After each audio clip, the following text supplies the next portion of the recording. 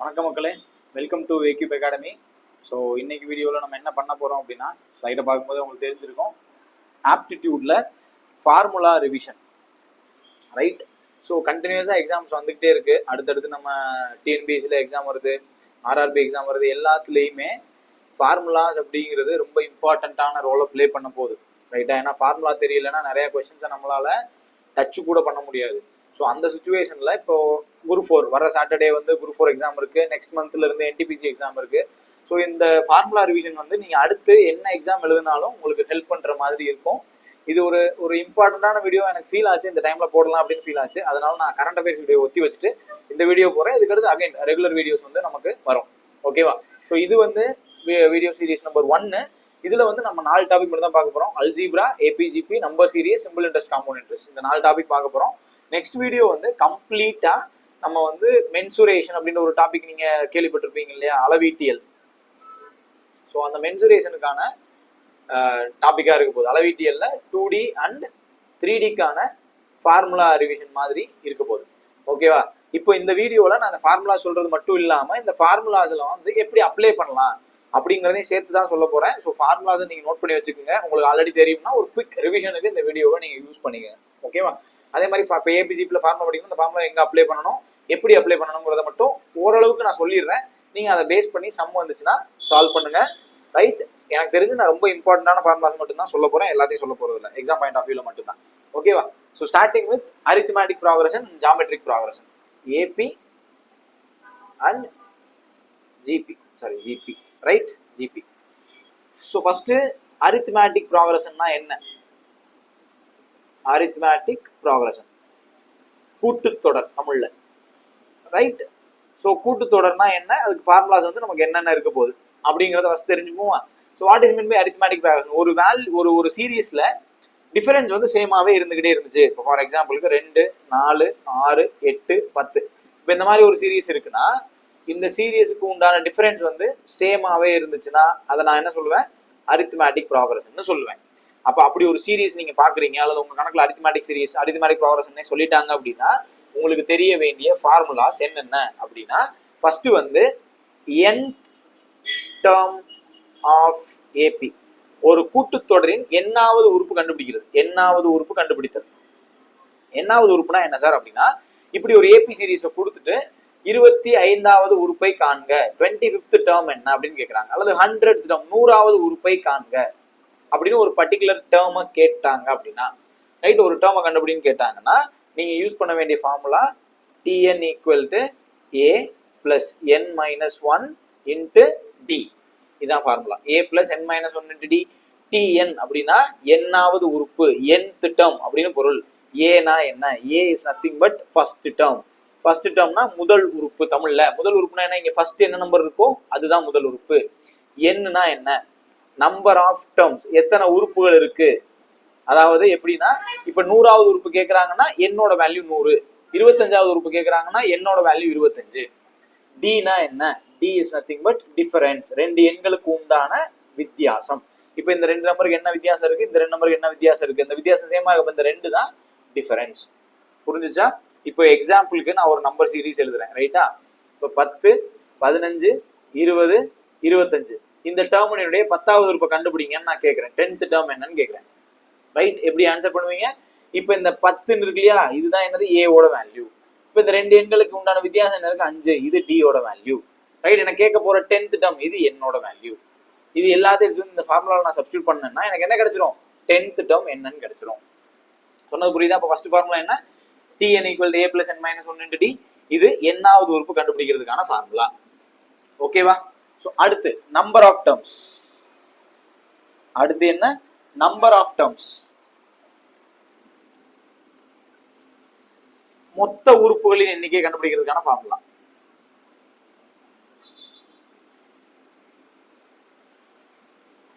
மொத்த உறுப்புகள் எண் கண்டுபிடிக்கிறது அப்படின்னா n ஈக்குவல் டு என்ன ஃபார்முலா நமக்கு?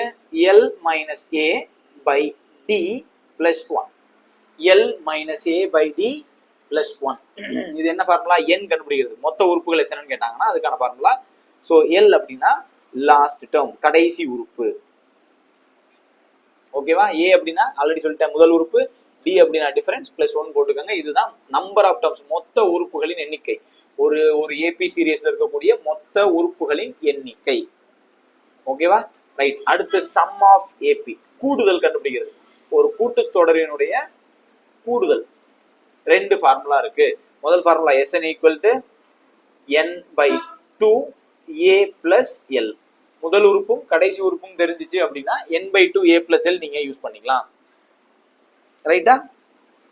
ஒருவேளை கடைசி உறுப்பு எனக்கு கணக்குல கொடுக்கல அப்படின்னா n/2 2a plus n minus 1 into d. 2a plus n minus 1 into d. இது என்ன ஃபார்முலா? இது l தெரியல அப்படின்னா அதுக்கான ஃபார்முலா. ஓகேவா?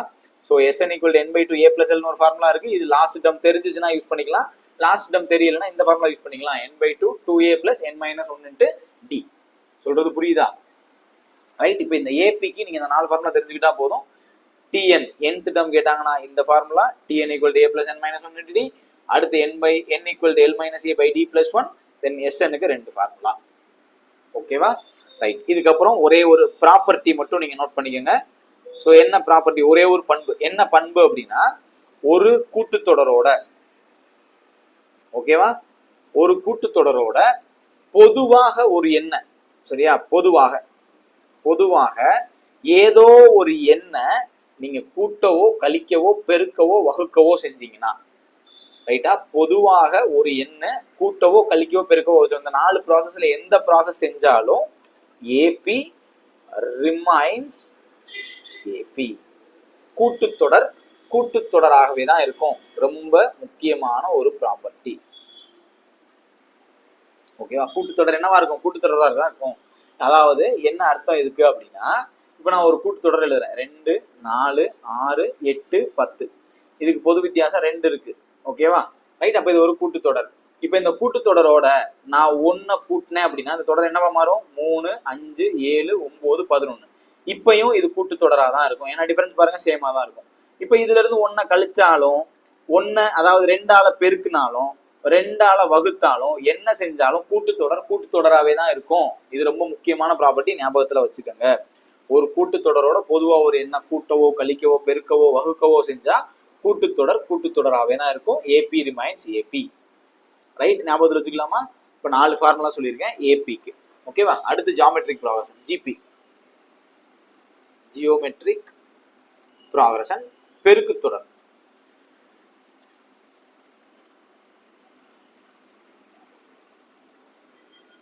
ஜிபி. ரைட். ஜிபினா என்ன? வேல்யூஸ் வந்து பெருகிக்கிட்டே போகும். அதாவது 2 4 8 16 32 64. இப்ப இங்க பாத்தீங்கன்னா எல்லாமே 2ஆல மல்டிப்ளை ஆகிட்டே போயிருக்கா. இப்படி பெருகிக்கிட்டே போச்சு அப்படின்னா அதுக்கு பேர் தான் என்னது? ஜியோமெட்ரிக் ப்ராக்ரஷன், பெருக்குத்தொடர். இங்க வந்து வித்தியாசம் பார்க்க கூடாது. ரைட்டா? 2 எண்களுக்கான வித்தியாசம் பார்க்க கூடாது. 2 எண்களையும் வகுத்து பார்க்கணும். அதாவது 2வது உறுப்பு 4 டிவைடட் பை 2ன்னு போட்டா 2 வருது இல்லையா? இந்த பொது வித்தியாசம். அதாவது இங்க பொதுவா நீங்க அங்க பொது வித்தியாசம் நம்ம சொன்னோம்ல, டி காமன் டிஃபரன்ஸ் சொல்றோம்ல, வித்தியாசம். ரைட். இங்க வந்து ரேஷியோ, பொது விகிதம். ஏபில வந்து டி, ஜிபில வந்து ஆர், காமன் ரேஷியோ. 2 எண்களுக்கான ரேஷியோ வந்து சேமா இருந்துச்சுன்னா அதுக்கு பேர் தான் ஜிபி. ரைட்டா? ரேஷியோ எப்படி கண்டுபிடிப்பீங்க? 2 உறுப்புகளை நீங்க வகுத்து பாத்தீங்கன்னா, அதாவது 2வது உறுப்புல இருந்து முதல் உறுப்பை நீங்க வகுத்தீங்கன்னா உங்களுக்கு கிடைக்கக்கூடிய வேல்யூ தான் 6, காமன் ரேஷியோ. ரைட்டா? இதுல என்னென்ன ஃபார்முலா? அதே மாதிரி nth டேர்முக்கான ஃபார்முலா. இங்க வந்து nth டேர்முக்கும் நம்பர் ஆஃப் டேர்ம்ஸுக்கும் ஒரே ஃபார்முலா தான். அதாவது என்னாவது உறுப்பு கண்டுபிடிக்கிறதுக்கும் மொத்த உறுப்புல நீங்க எப்பீங்க, நான் 2 ஃபார்முலா சொன்னா, இங்க tnக்கு ஒரு ஃபார்முலா, nக்கு ஒரு ஃபார்முலா சொன்னா, ரைட். ஆனா இங்க ஒரே ஃபார்முலா தான். tn equal to a r power n minus 1, a r power n minus 1. So இதுதான் நமக்கு 2 கண்டுபிடிக்கிறதுக்குமே. இப்போ உதாரணத்துக்கு 100வது உறுப்பு என்ன, what is the 100th term அப்படின்னு கேட்டாங்கன்னா நீங்க இதே ஃபார்முலா தான் யூஸ் பண்ணணும். அதே மாதிரி டோட்டல் நம்பர் ஆஃப் டேர்ம்ஸ், மொத்த உறுப்புகள் எத்தனை இருக்குன்னு கண்டுபிடின்னு கேட்டாலும் இந்த ஃபார்முலாவை தான் யூஸ் பண்ணணும். சொல்றது புரியுதா? அண்டர்ஸ்டாண்ட் ஆகுதா? ரைட். இங்க ஏ அப்படின்னா ஃபர்ஸ்ட் டேர்ம், ஆர் அப்படின்னா காமன் ரேஷியோ, பொது விகிதம். 2 எண்களை வகுத்து பார்த்தா கிடைக்கிறது தான் பொது விகிதம். ரைட்டா? அதே மாதிரி அடுத்து சம் ஆஃப் ஜிபி, பெருக்குத்தொடரின் கூடுதல். ஒரு பெருக்குத்தொடரினுடைய கூடுதல். ரைட்.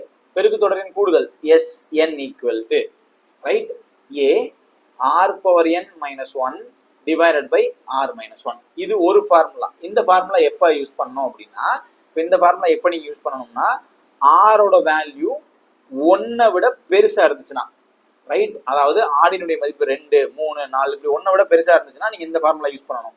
ஒருவேளை 1 விட சிறுசா இருந்துச்சுன்னா Sn equal to A 1 minus r power n by 1 minus r 1 minus r power n by 1 minus r. அப்ப இது 1 விட ஆரோட வேல்யூ 1 விட லெஸரா இருக்கும்போது இந்த ஃபார்முலா யூஸ் பண்ணணும். சொல்றது புரியுதா? ரைட். அப்ப ரெண்டு ஃபார்முலா இருக்கு. A equal to r power n minus 1 by r minus 1. பெருக்கு தொடரை பொறுத்த வரைக்கும் பெரும்பாலும் கூடுதல் கேட்க மாட்டாங்க. ரைட். இன்னும் ஒரே ஒரு ஃபார்முலா இருக்கு, sum to infinity of GP. Sum to infinite GP, முடிவில்லா பெருக்கு தொடரினுடைய கூடுதல். முடிவில்லா பெருக்கு தொடர் S இன்ஃபினிட்டி. ரைட். S இன்ஃபினிட்டியோட ஃபார்முலா என்ன? A by 1 minus R. S இன்ஃபினிட்டியோட ஃபார்முலா என்ன? A by 1 minus R. இங்க ஆரினுடைய மதிப்பு -1ல இருந்து +1 வரைக்கும் இருக்கணும். ரொம்ப அதிகமா இருக்கும். ஆரினுடைய மதிப்பு 1 விட சிறுசா இருந்தா மட்டும்தான் இந்த ஃபார்முலா பாசிபிள். ஆரினுடைய மதிப்பு 1 விட பெருசா இருந்துச்சுன்னா இன்ஃபைனைட் ஜிபின்னு ஒண்ணு அக்கர் ஆகாது. ஞாபகத்துல வச்சுக்கோங்க. முடிவில்லா பெருக்கு தொடரினுடைய கூடுதல் என்ன? A by 1 minus r. A அப்படிங்கிறது ஃபர்ஸ்ட் டேர்ம். சரியா? இது ஞாபகத்துல வச்சுக்கலாமா? இதுவும் இம்பார்ட்டன்டான ஃபார்முலா தான். கேட்டிருக்காங்க இதுக்கு முன்னாடி டிஎன்பிஎஸ்சி எக்ஸாம்ல நிறைய தடவை கேட்டிருக்காங்க. ரைட். அப்ப 4 ஃபார்முலா சொல்லியிருக்கேன். nth டேர்ம் நம்பர் ஆஃப் டேர்ம்ஸ்க்கு ஒரு ஃபார்முலா, சம்முக்கு 2 ஃபார்முலா, சம் டு இன்ஃபினிட்டிக்கு ஒரு ஃபார்முலா. ஓகேவா? அதே மாதிரி இங்க ஒரு ப்ராப்பர்ட்டி நம்ம ஞாபகத்துல வச்சுக்கணும். என்ன ப்ராப்பர்ட்டி ஞாபகத்துல வச்சுக்கணும் அப்படின்னா, இப்ப நான் ஏபிக்கு என்ன சொன்னேன்? கூட்டவோ கழிக்கவோ பெருக்கவோ வகுக்கவோ செஞ்சா ஏபி ரிமைன்ஸ் ஏபி சொன்னா, ஆனா ஜிபில பெருக்கவோ வகுக்கவோ செஞ்சா மட்டும்தான் ஜிபி ரிமைன்ஸ் ஜிபி. ஓகேவா? கூட்டல் கழித்தலினப்போ ஜிபி பிகம்ஸ் நெய்தர் ஏபி நார் ஜிபி. ரெண்டு, அதாவது ஒரு பெருக்கு தொடரோட நீங்க பெருக்கல் வகுத்தல் பண்ணா மட்டும் பெருக்கு தொடராகவே இருக்கும். ஓகேவா? கூட்டவோ கழிக்கவோ செஞ்சீங்க அப்படின்னா பெருக்கு தொடர் ஒரு சாதாரண தொடராயிரும். அது ஏபியாவும் இருக்காது, ஜிபியாவும் இருக்காது. இப்போ உதாரணத்துக்கு 2 4 8 16 32ன்ற தொடரை நான் எடுத்துக்கிறேன். ரைட்டா?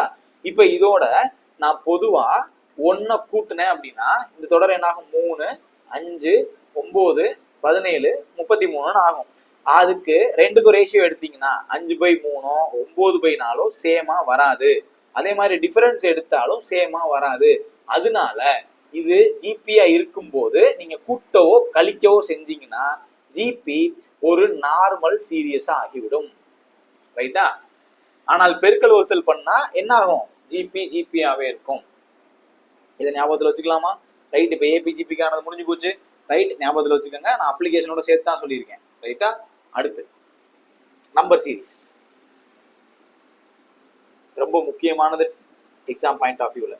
நம்பர் சீரிஸ் அப்படின்னா sum of natural numbers, odd numbers, even numbers, அதை தான் தெரிஞ்சுக்க போறோம். So first sum of n natural numbers. முதல் n இயல் எண்களின் கூடுதல். என்னது? இயல் எண்களின் கூடுதல். இயல் எண்கள்னா எப்படி பாருக்கும்?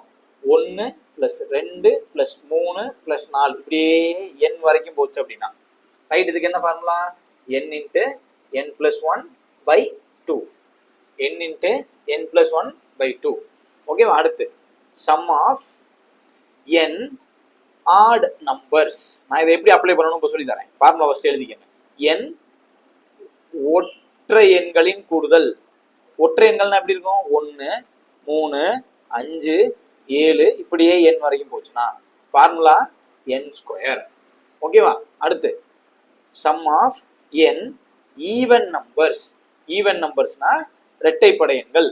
அப்ப எப்படி இருக்கும்? 2 4 6 8 இப்படியே போச்சுன்னா formula n × n + 1. n × n + 1. அப்ப இது வந்து வெறும் இயலெண்கள் மட்டும். இயலெண்கள், ஒற்றைப்படை எண்கள், இரட்டைப்படை எண்களுக்கு நான் சொல்லியிருக்கேன் ஃபார்முலா. இப்ப என்னன்னா என்ன சார்? ஃபர்ஸ்ட் கேள்வி.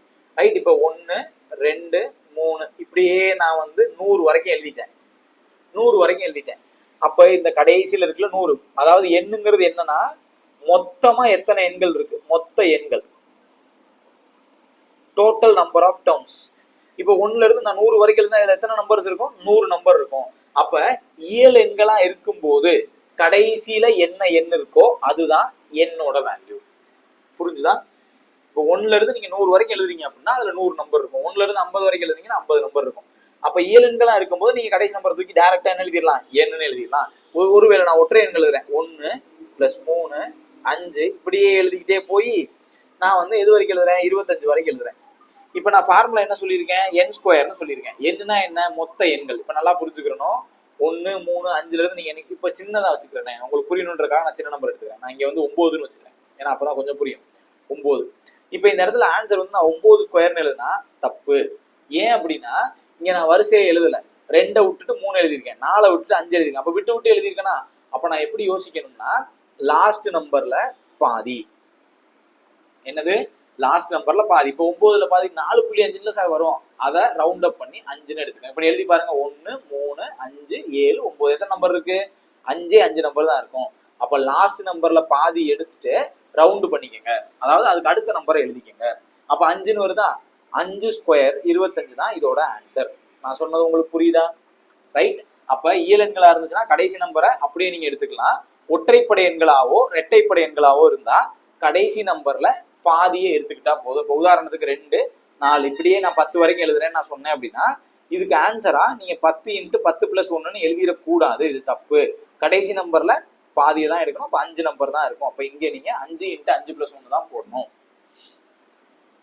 ஓகேவா? ரைட். அப்ப sum of natural numbers, odd numbers, even numbers, இது வந்து ஃபர்ஸ்ட் பாயிண்டா என்னோட வேல்யூ கண்டுபிடிக்கிறது நீங்க புரிஞ்சுக்கணும். இப்போ எனக்கு நேச்சுரல் நம்பர்ஸையே இப்போ 1 + 2 + 3 அப் டு n வரைக்கும் போட்டா n × n + 1ன்னு எனக்கு தெரியும். ரைட். இப்போ ஒருவேளை என் கணக்குல இப்படி ஆரம்பிக்காம 14 + 15 + 16 இப்படியே போய் 60 வரைக்கும் போட்டா என்ன வரும்னு கேட்கறாங்க. இப்போ 1ல ஸ்டார்ட் பண்ணல, எனக்கு 1ல ஸ்டார்ட் பண்ணாதான் இந்த ஃபார்முலா. இப்ப எந்த ஒரு சம்மா இருந்தாலும் 1ல ஆரம்பிக்கல அப்படின்னா நீங்க 1ல அந்த கணக்கை துவங்கிக்கிறணும். உதாரணத்துக்கு 1 + 2 + 3 இதுல இருந்து அவங்க எது வரைக்கும் எழுத சொல்றாங்க, 60 வரைக்கும் எழுத சொல்றாங்க. எழுதிட்டேன். ஆனா எனக்கு 14ல இருந்து தான் ஆரம்பிக்கணும். அப்ப இதுக்கு முன்னாடி என்ன நம்பர் இருக்கும், 13 இருக்கும். அப்ப 1ல இருந்து 13 வரைக்கும் எனக்கு தேவையில்லை. அதை நான் என்ன பண்ணிடுறேன், -1 + 2 + 3 அப் டு 13 கழிச்சிடுறேன். 1ல இருந்து 60 கண்டுபிடிச்சு 1ல இருந்து 13 கழிச்சிடுறேன். அப்ப இந்த ஃபார்முலாவை நான் 2 முறை பயன்படுத்தணும், /2. இங்க n × n + 1/2. இங்க n போடும்போது நான் 60 போடுவேன், இங்க n போடும்போது நான் 13 போடுவேன். வர்ற ஆன்சரை கழிச்சிங்கன்னா அதுதான் இந்த சம்மினுடைய பதில். நான் சொல்றது புரியுதா? 1ன்னு ஆரம்பிச்சா மட்டும்தான் நேரடியா இந்த ஃபார்முலாவை எடுக்கணும். 1ன்னு ஆரம்பிக்காம நான் இப்ப உதாரணத்துக்கு நான் ஆட் நம்பர்ல சொல்றேன். இப்ப ஆரம்பிக்கும் போது எனக்கு 23ல ஆரம்பிக்கிறாங்க, 23 25 27 அப்படியே போய் 89 வரைக்கும் போறாங்க. ஆட் நம்பரா எழுதிடுறாங்க. அப்ப இப்படி இருக்கும்போது நான் என்ன பண்ணணும், நேரடியா n² அப்படிங்கிற ஃபார்முலாவை நான் யூஸ் பண்ண முடியாது. 1 + 3 அப்படியே போய் 89 வரைக்கும் நான் போயிடணும். இதுல இருந்து நான் இப்ப என்ன பண்ணணும், 1 + 3 அப் டு 21 வரைக்கும் நான் கழிக்கணும். ஏன்னா இது ஆட் நம்பர் சீரிஸ். அப்ப 21க்கு முந்தின ஆட் நம்பர் என்னது, 21. இதை ரெண்டையும் நான் கழிச்சு 2 இடத்துலயுமே n² ஃபார்முலா போட்டேன் அப்படின்னா I will get the answer of this sum. இதே மாதிரி ஈவன் நம்பருக்கு இதே தான் ப்ராசஸ், ஸ்கொயர்னு வந்தாலும் இதான் ப்ராசஸ். நல்லா புரிஞ்சுக்கணும். 1ன்னு ஆரம்பிச்சா மட்டும் தான் நேரடியா ஃபார்முலா போடணும், இடையில ஆரம்பிச்சா 1ல இருந்து ஆரம்பிச்சு கழிக்கணும். புரிஞ்சுதா? ரைட். இப்ப சம் ஆஃப் நேச்சுரல் நம்பர் சொல்லியாச்சு, ஆட் நம்பர் சொல்லியாச்சு, ஈவன் நம்பர் சொல்லியாச்சு. அடுத்து sum of squares of n natural numbers. n இயலெண்களின் வர்க்கங்களின் கூடுதல், ஸ்கொயர்ஸ் வர்க்கங்கள். அப்போ வர்க்கம்னா எப்படி சார் இருக்கும், 1 2 3 இல்லாம 1² + 2² + 3² இப்படி போகும், வர்க்கமா இருக்கும். அப்போ ஃபார்முலா என்ன, n × n + 1 2n + 1/6. இது எதுக்கு, நேச்சுரல் நம்பருக்கு. n × n + 1 2n + 1/6. அடுத்து sum of squares of n odd numbers. முதல் n ஒற்றைப்படை எண்களின் வர்க்கங்களின் கூடுதல். என்ன கூடுதல், ஒற்றைப்படையோட வர்க்கத்தோட கூடுதல். அப்ப எப்படி இருக்கும், 1² 3² 5 ஸ்கொயர் இப்படி போகும். இதுக்கு என்ன formula? n into 2n + 1 2n - 1 by 3. Natural நம்பர்னு வரும்போது தான் by 6. ஆடோ ஈவனோ போயிட்டா by 3 மறக்கக்கூடாது. அடுத்து squares of n even numbers, இரட்டைப்படை எண்களின் வர்க்கங்களின் கூடுதல். அப்ப எப்படி இருக்கும்? 2 ஸ்கொயர் 4 ஸ்கொயர் 6 ஸ்கொயர் இப்படி போகும். என்ன formula? n into 2n into n + 1 2n + 1 by 3. இரட்டைப்படை எண்களுக்கு என்ன formula? 2n n + 1 2n + 1 by 3. இது எல்லாமே ஸ்கொயர்ஸ்க்கு. உங்களோட நம்பர்ல ஸ்கொயர்ஸ் இருந்துச்சுன்னா சரி சார், இப்போ இன்பிட்வீன் ஆரம்பிச்சாங்க 14 ஸ்கொயர் 15 ஸ்கொயர் இப்படியே போய் 60 ஸ்கொயர் வரைக்கும் கேட்டாங்கன்னா என்ன பண்ணுவீங்க? நல்லா கவனிங்க. என்ன பண்ணணும்? இதே ப்ராசஸை பண்ணணும். 1 ஸ்கொயர்ல இருந்து ஆரம்பிச்சு 60 வரைக்கும் எழுதி அதுல இருந்து 1ல இருந்து 13 ஸ்கொயர் வரைக்கும் கழிக்கணும். இந்த ஃபார்முலாவையே 2 தடவை பயன்படுத்தணும். புரிஞ்சா? ரைட், இதுதான் ஸ்கொயர்ஸுக்கான ஃபார்முலா. ரைட், இப்போ கியூபுக்கு ஒரே ஒரு ஃபார்முலா இருக்கு. Sum of cubes of n natural numbers.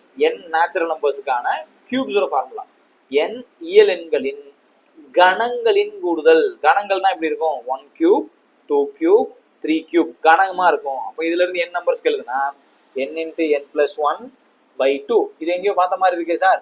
Natural நம்பர்ஸை ஸ்கொயர் பண்ணீங்கன்னா ஆன்சர். கியூப்ஸுக்கு என்ன formula? n into n + 1 by 2 the whole square. அதாவது sum of natural numbers formula இருக்கு இல்லையா, அதோட ஹோல் ஸ்கொயருக்கு ஈக்குவல். அண்டர்ஸ்டாண்ட் ஆயிடுச்சா? இது நம்பர் சீரியஸ்ல இம்பார்ட்டன்டான ஃபார்முலாஸ். மொத்தம் 7 ஃபார்முலா நான் சொல்லியிருக்கேன். Natural numbers, odd numbers, even நம்பர்ஸ்க்கு 3 ஃபார்முலா, ரைட், ஸ்கொயர்ஸ்க்கு 3 ஃபார்முலா, கியூபுக்கு 1 ஃபார்முலா. அப்ப ஏபிஜிபியில் 7 ஃபார்முலா, 8 ஃபார்முலா, இங்க 7 ஃபார்முலா. இப்போ இது வரைக்கும் நான் 15 ஃபார்முலா சொல்லியிருக்கேன். எல்லாமே இம்பார்ட்டன்ட் ஆனது, ரொம்ப ரொம்ப முக்கியமானது. ஓகேவா? அடுத்து நான் சிம்பிள் இன்ட்ரெஸ்ட், காம்பவுண்ட் இன்ட்ரெஸ்ட்ல முக்கியமான ஃபார்முலா சொல்ல போறேன். SI and CI. SI and CI maximum உங்களுக்கு ஃபார்முலா தெரிஞ்சிருக்கும், கண்டிப்பா தெரிஞ்சிருக்கும். இருந்தாலும் சிம்பிள் இன்ட்ரெஸ்ட்ல இன்ட்ரெஸ்ட் எப்படி கண்டுபிடிப்பீங்க? PNR by 100 எல்லாருக்குமே தெரியும். Pனா பிரின்சிபல், என்னன்னா நம்பர் ஆஃப் இயர்ஸ், ஆர்னா ரேட் ஆஃப் இன்ட்ரெஸ்ட். ரைட், அதே மாதிரி உங்களுக்கு மொத்த அமௌண்ட் கேட்டாங்கன்னா பிரின்சிபல் பிளஸ் இன்ட்ரெஸ்ட், அசலையும் வட்டியையும் கூட்டினா மொத்த தொகை கிடைச்சிரும்.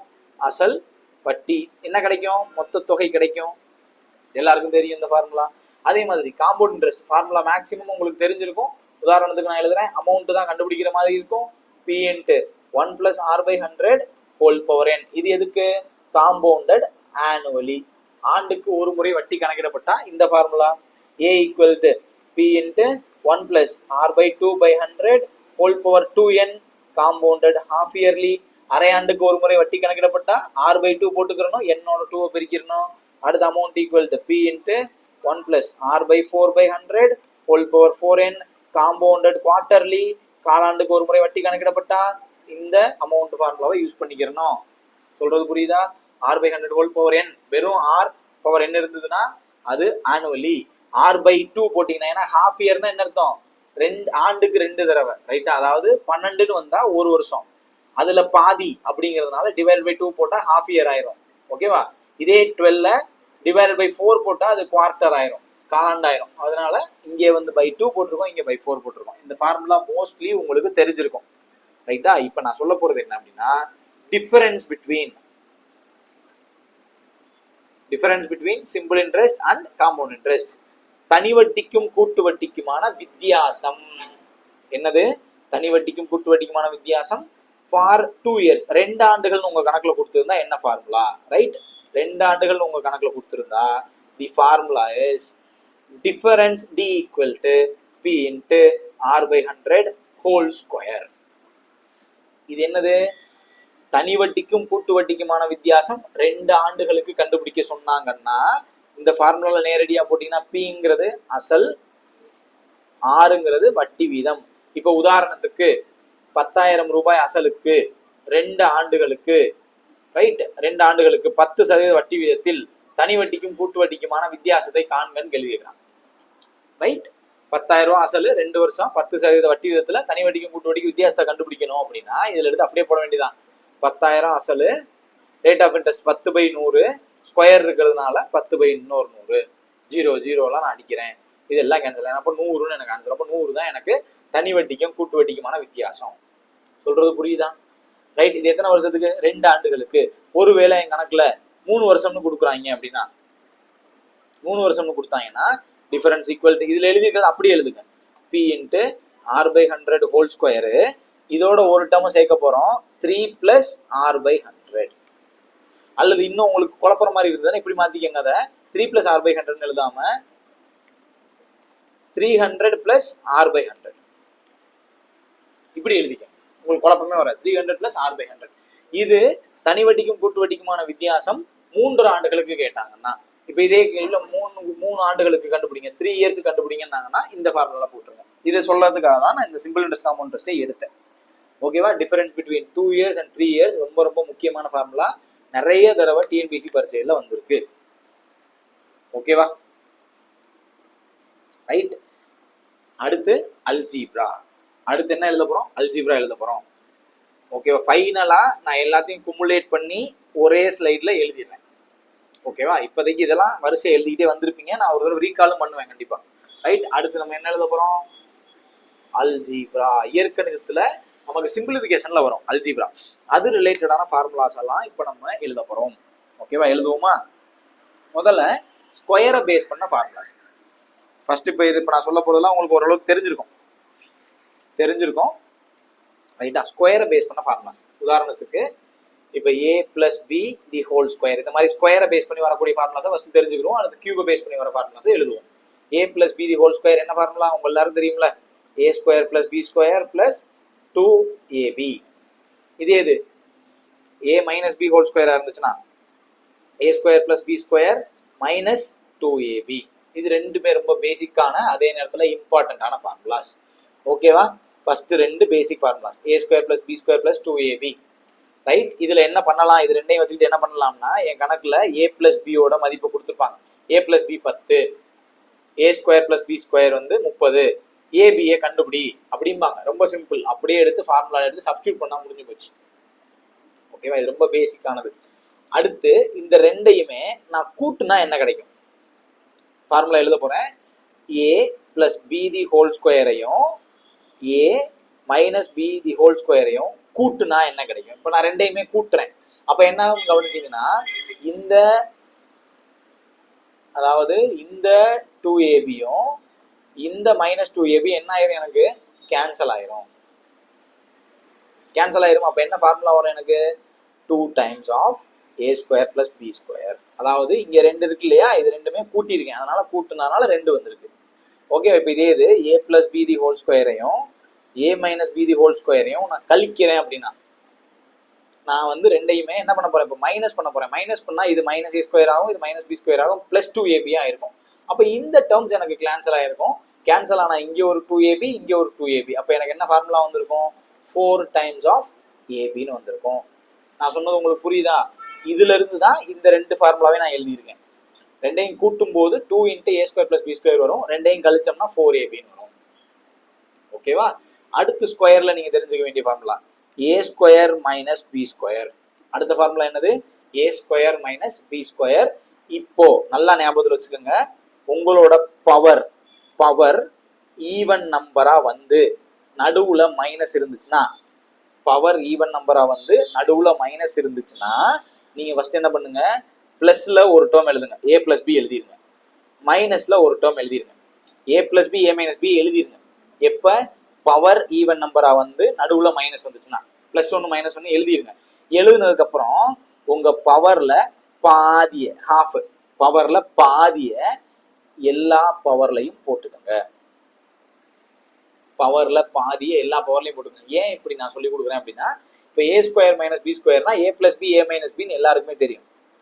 ரைட். இப்போ இந்த மாதிரி ஞாபகத்தில் வச்சுக்கிறதுல என்ன அட்வான்டேஜ் அப்படின்னா, இப்போ உங்க கணக்குல a⁴ - b⁴ போட்டிருக்காங்க. ரைட். இதுக்கு டைரக்டா ஃபார்முலா படிக்க தேவையில்லை. இப்போ இந்த ஃபார்முலா எனக்கு தெரியும்ல. இப்போ 4 கவனிங்க. 4 எப்படி இருக்கு? ஈவன் நம்பரா இருக்கு. அப்ப நான் என்ன பண்ணுவேன்? a + b எழுதிடுவேன். a - b எழுதிடுவேன். இப்போ 4ல பாதி என்ன? 2. எல்லா பவர்லையும் நான் 2 போட்டு விட்டுறேன். அவ்வளவுதான். போட்டா என்ன ஆகும்? இதுக்கான ஃபார்முலா கிடைச்சிரும். இப்போ a power 6, a power 8, a power 10 எதை கேட்டாலும் உங்களால எழுத முடியும். ஆனா கண்டிஷன் என்ன? பவர் ஈவன் நம்பரா இருந்து நடுவுல மைனஸ் வந்தா மட்டும்தான் இந்த கண்டிஷன் அப்ளிகபிள். முடிஞ்சா ஸ்கொயர்ல பேஸ் பண்ண ஃபார்முலா படிச்சிடலாமா? 5 formula. a plus B whole square, a minus B whole square. அடுத்தது ரெண்டையும் கூட்டினா என்ன வரும்? கழிச்சா என்ன வரும்? அடுத்து a ஸ்கொயர் மைனஸ் பி ஸ்கொயருக்கு என்ன பண்ணலாம்? முடிஞ்சா இது எல்லாமே ஸ்கொயர்ஸை பேஸ் பண்ண ஃபார்முலாஸ். அடுத்து கியூப் பேஸ் பண்ண formulas. a plus b the whole cube. yes, a plus b the whole cube formula எழுதிக்கங்க. a cube plus b cube plus 3ab a plus b. இந்த ஃபார்மட்ல ஞாபகத்துல வச்சுக்கோங்க. வேற ஃபார்மட் படிக்காதீங்க. இன்னொரு ஃபார்மட் இருக்கு, நான் வேணா அந்த சைடுல எழுதுறேன். a cube plus b cube plus 3a square b plus 3ab square. இந்த ஃபார்முலா எனக்கு வேணாம், எனக்கு இந்த ஃபார்முலா போதுமானது. இதுல இருந்து தான் இதை எழுதியிருப்பாங்க. அதெல்லாம் தேவையில்லை இப்போதைக்கு, ஏன்னா பரிச்சை நெருங்கிடுச்சு. அதெல்லாம் எக்ஸ்பிளைன் பண்ணிட்டு இருக்க தேவையில்லை. இதை எப்படி ஞாபகம் வச்சுங்க? a cube plus b cube plus 3ab a plus b. இப்போ கவனிச்சிங்கன்னா நல்லா பாருங்க, இது a plus bக்கான ஃபார்முலா. பிளஸ் இருக்கா? உங்க கண்ணில் என்ன பண்ணுது? இது பிளஸ், இங்க பிளஸ், இங்க பிளஸ். பிளஸோட ஃபார்முலால உங்க கண்ணில் எல்லாமே என்ன படுது? பிளஸ் படுது. மைனஸோட ஃபார்முலாக்கு போக போறோம். இப்போ என்ன formula? a minus b the whole cube. Minus formula. உங்க கண்ணில் எங்கெங்கெல்லாம் பிளஸ் பட்டுச்சோ அதை மட்டும் மைனஸா மாத்தி விட்டுருங்க. a cube minus b cube minus 3ab a minus b. எங்கெங்கெல்லாம் பிளஸ் இருந்துச்சோ அதெல்லாம் என்ன பண்ணிட்டேன்? மைனஸ் ஆக்கிட்டேன். அவ்வளவுதான் ஃபார்முலா. இவ்வளவுதான் வித்தியாசம். பிளஸ்னா உங்க கண்ணில் பிளஸ் மட்டும் படணும், மைனஸ்னா பிளஸ் இருந்த இடமெல்லாம் மைனஸ் ஆகணும். சொல்றது புரியுதா? ரைட். இது ரெண்டு ஃபார்முலா ரொம்ப முக்கியமானது. அடுத்த முக்கியமான formula a cube plus b cube. இது எப்படி ஞாபகத்தில் வச்சுக்கிறது? Right. a plus b a square minus ab plus b square.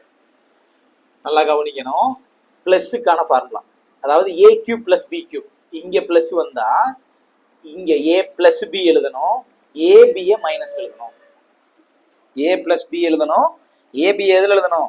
மைனஸ்ல எழுதணும். ரைட். அடுத்து a cube minus b cube. இப்போ இங்க நான் பிளஸையும் மைனஸையும் மட்டும் மாத்த போறேன். a minus b. ஓகேவா? a square plus ab plus b square. கவனிக்கணும், இங்க மைனஸ் வந்ததுனால இது மைனஸ் ஆயிருக்கு, இது பிளஸ் ஆயிருக்கு. அப்படியே இதை ஆப்போசிட்டா மாத்திட்டேன். இதை ஆப்போசிட்டா மாத்திட்டேன். ஏன்? இது இங்க ஆப்போசிட்டா இருக்கு. அப்ப இந்த ஒரு ஃபார்முலாவையும் இந்த ஒரு ஃபார்முலாவையும் ஞாபகத்தில் வச்சுக்கிட்டா மீதி ரெண்டு ஃபார்முலா நான் எழுதிடலாமா? ஞாபகத்தில் வச்சுக்கலாமா? அப்ப a plus B whole cube அப்படின்னா a cube plus b cube plus 3ab a plus b. நடுவில் எல்லாம் பிளஸ். மைனஸ் ஃபார்முலா எழுதணும்னா எங்கெங்கெல்லாம் உங்க கண்ணில் பிளஸ் பட்டுச்சோ எல்லாத்தையும் மைனஸ் ஆக்கிக்கங்க. முடிஞ்சு. a கியூப் பிளஸ் பி கியூபோ அல்லது a கியூப் மைனஸ் பி கியூபோ எழுதும்போது, இந்த ஃபார்முலாஸ் எழுதும்போது இங்க மட்டும் சைனை கன்வெர்ட் பண்ணி எழுதிக்கங்க. கியூப்ல 4 ஃபார்முலா முடிஞ்சிருச்சு. அடுத்து 2 ஃபார்முலா எக்ஸ்ட்ரா நீங்க தெரிஞ்சுக்கிறதுக்காக சொல்றேன். சியும் சேர்ந்து வந்துச்சுன்னா a plus B plus C the whole square வந்துச்சுன்னா formula a square plus B square plus C square plus 2 times of AB plus BC plus CA. ஒருவேளை பரீட்சையில வந்துச்சுன்னா, இது தேவைப்படுச்சுன்னா எழுதிக்கங்க. ஓகேவா? அதே மாதிரி கியூபுக்கும் ஒரு ஃபார்முலா சொல்லிடுறேன். a plus B plus C the whole cube. a cube plus b cube plus c cube. Right. a cube plus sorry இது ஒரு ஃபார்மெட்டு. ஓகேவா? பிளஸ் 3ab பிசிசிஏன்னு வரும். வெயிட் பண்ணுங்க, இந்த ஃபார்மெட் வேணாம். இந்த ஃபார்மெட் அதிகமாக யூஸ் ஆகாது. ஓகேவா? இன்னொரு ஃபார்மெட் நான் சொல்றேன், ரொம்ப இம்பார்ட்டன்டான ஃபார்மெட். அதுதான் a plus B plus C into a square plus B square plus C square minus AB minus BC. Right. AB minus BC minus CA minus BC minus CA. ஓகேவா? Right. So a plus B plus C then into a square minus b square, sorry, a square plus b square plus c square minus ab minus bc minus a.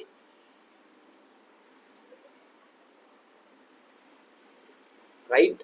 So இந்த ஃபார்மெட்டை ஞாபகத்தில் வச்சுக்கோங்க. இது வந்து அவங்களோட ஒரு சிம்பிளா தேவைக்காக தான் எழுதியிருக்கேன். மோஸ்ட்லி இது யூஸ் ஆகிறதுக்கான வாய்ப்பு கம்மி. ஓகே, வாய்ப்பு ரொம்ப ரொம்ப கம்மி. இருந்தாலும் நோட் பண்ணி வச்சுக்கோங்க. இதோட இன்னொரு வெர்ஷனையும் நான் சொல்லிடுறேன். இதுக்கான இன்னொரு வெர்ஷன் நான் முன்னாடி எழுதுனேன் இல்லையா, a cube plus b cube plus c cube plus 3 times of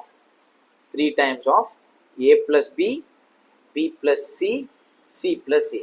இது ரெண்டுமே சேம் தான்.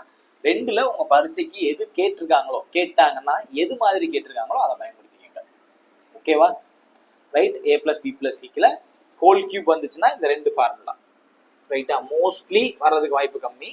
ஒருவேளை வந்துட்டால் இதை ஞாபகத்தில் வச்சுக்கோங்க. ஓகேவா? இன்னைக்கு நம்ம வீடியோக்கு எடுத்துக்கிட்ட 4 டாபிக்கை நான் கவர் பண்ணியிருக்கேன். ஓகேவா? ஸோ ஃபர்ஸ்ட் நான் என்ன சொன்னேன், ஏபியில் 4 ஃபார்முலா சொன்னேன்னா nth டேர்ம் tn = என்ன ஃபார்முலா சொன்னேன், a plus n minus 1 into d. Number of terms என்ன ஃபார்முலா சொன்னேன், l minus a by d plus 1. Sum of terms sn = 2 formula சொன்னா n by 2 a plus l. அதே மாதிரி sn = n by 2 2a plus n minus 1 into d. ஏனா என்ன, first term. என்னன்னா என்ன, number of terms. dனா என்ன, difference. முதல் உறுப்பு ஏனா முதல் உறுப்பு, என்னன்னா மொத்த உறுப்புகளின் எண்ணிக்கை, dனா பொது வித்தியாசம். ஜிபி அதே மாதிரி 4 ஃபார்முலா சொன்னேன். tn என்ன ஃபார்முலா சொன்னேன், a into r power n minus 1. sn 2 formula சொன்னேன், a into r power n minus 1 by r minus 1 அல்லது sn = a into 1 minus r power n by 1 minus r. இது எப்ப use பண்ணுவீங்க, r ஓட value 1 விட பெருசா இருந்துச்சுன்னா இந்த ஃபார்முலா, r ஓட வேல்யூ 1 விட சிறுசா இருந்துச்சுன்னா இந்த ஃபார்முலா. ஒருவேளை s infinity முடிவில்லா பெருக்கு தொடர்னு கேட்டாங்கன்னா a by 1 minus r தான் போடணும். r ஓட வேல்யூ 1 விட கம்மியா இருக்கணும். அப்பனா மட்டும்தான் s infinity அக்கர் ஆகும். முடிஞ்சா? ஏபிஜிபிக்கு ஒரு ப்ராப்பர்ட்டி சொன்னா என்ன ப்ராப்பர்ட்டி சொன்னேன், ஏபியில கூட்டவோ கழிக்கவோ பெருக்கவோ வகுக்கவோ செஞ்சா ஏபியா தான் இருக்கும். ஆனா ஜிபியில பெருக்கவோ வகுக்கவோ செஞ்சாதான் ஜிபியா இருக்கும். ஒருவேளை கூட்டலோ கழித்தலோ பண்ணா ஜிபியாவும் இருக்காது, ஏபியாவும் இருக்காது. ஞாபகத்தில் வச்சிடலாமா? முடிஞ்சிருச்சு. அடுத்து நம்பர் சீரியஸ்ல நான் 7 ஃபார்முலா சொல்லியிருக்கேன். ஓகேவா? 7 ஃபார்முலா சொல்லியிருக்கேன், ஞாபகத்தில் வச்சுக்கணும். சம் ஆஃப் நேச்சுரல் நம்பர்ஸ் அப்படின்னு வந்துச்சுன்னா ஃபார்முலா என்ன, n into n plus 1 by 2. Sum of odd numbers formula என்ன, n². Sum of even numbers formula என்ன, n into n plus 1. Right. Sum of squares n into n plus 1 2n plus 1 by 6 natural நம்பர்னா. Odd நம்பர்னா n into 2n plus 1 2n minus 1 by 3. Even நம்பர்னா 2n into n plus 1 2n plus 1 by 3. எப்படி use பண்ணணுன்றதுக்கும் example சொல்லியிருக்கேன், பார்த்துக்கோங்க. ஓகேவா? கியூப்னு வந்துச்சுன்னா n into n plus 1 by 2 the whole square. அதாவது natural நம்பருக்கான சம்மை square பண்ணா கியூபுக்கான சம்ஸ் கிடைச்சிரும், கணங்களுக்கான ஃபார்முலா கிடைச்சிரும். சிம்பிள் இன்ட்ரெஸ்ட் காம்பவுண்ட் இன்ட்ரெஸ்ட்ல நீங்க மெயினா ஞாபகத்தில் வச்சுக்க வேண்டியது என்னது, டிஃபரன்ஸ் பிட்வீன் 2 years. அசல் தனி வட்டிக்கும் கூட்டு வட்டிக்குமான வித்தியாசம் 2 ஆண்டுகள் இருந்துச்சுன்னா difference equal to p into r by 100 the whole square. 3 years இருந்துச்சுன்னா p into r by 100 the whole square அப்படியே எழுதிட்டு 300 plus r by 100 சேர்த்துக்கங்க. 300 plus r by 100 சேர்த்துக்கங்க. ரைட்டா? தென் கடைசியா அல்ஜிப்ரா ஃபார்முலா 9 ஒரு 2 11 ஃபார்முலா. கிட்டத்தட்ட இன்னைக்கு மட்டுமே ஒரு 30 ஃபார்முலா கிட்ட படிச்சிருப்பீங்களா? நாளைக்கு நான் சொன்ன மாதிரியே மென்சுரேஷன்ல நான் 2Dல நாளைக்கானதை சொல்லிடுறேன். 2D 3D ஃபார்முலா முடிஞ்ச அளவுக்கு நான் வீடியோ போட்டுறேன். பரீட்சைக்கு போறதுக்கு முன்னாடி இதை பார்த்துட்டு போங்க. கண்டிப்பா உங்களுக்கு ஹெல்ப்ஃபுல்லா இருக்கும். 100% உங்களுக்கு இது ஹெல்ப்ஃபுல்லா இருக்கும். எல்லா பரீட்சைக்குமே நீங்க அடுத்து எழுத போற எல்லா பரீட்சைக்குமே இது ஹெல்ப்ஃபுல்லா இருக்கும். ஸோ நெக்ஸ்ட் வீடியோவில் நாளைக்கு நான் 2D 3D ஃபார்முலாஸ் முடிஞ்ச அளவு நாளைக்கு அது 2D 3D வந்து பெரிய வீடியோவாக தான் இருக்கும். ஓகேவா? அதே மாதிரி ஃபார்முலா வந்து நம்மளோட டெலகிராம் சேனலில் ஆல்ரெடி நான் போஸ்ட் பண்ணியிருக்கேன். நீங்கள் போய் டெலகிராம் சேனலில் ஃபைல்ஸ்குள்ளே போயிட்டு ஃபார்முலான்னு சர்ச் பண்ணிங்கனாலே எல்லா ஃபார்முலாவும் வரும். அதில் ஒரு பிடிஎஃபை நான் போட்டிருப்பேன். அந்த ஃபார்முலாஸும் நீங்கள் டவுன்லோட் பண்ணி படிங்க. வேறு ஏதாவது உங்களுக்கு டவுட் இருந்துச்சுன்னா அதை கமெண்ட்டில் போடுங்க. அதையும் நான் சீக்கிரமாக ரெஸ்பாண்ட் பண்ணுறேன். சரியா? ஸோ நம்ம நெக்ஸ்ட் வீடியோவில் மீட் பண்ணுவோம். நல்லா படிங்க. All the best. தேங்க்யூ.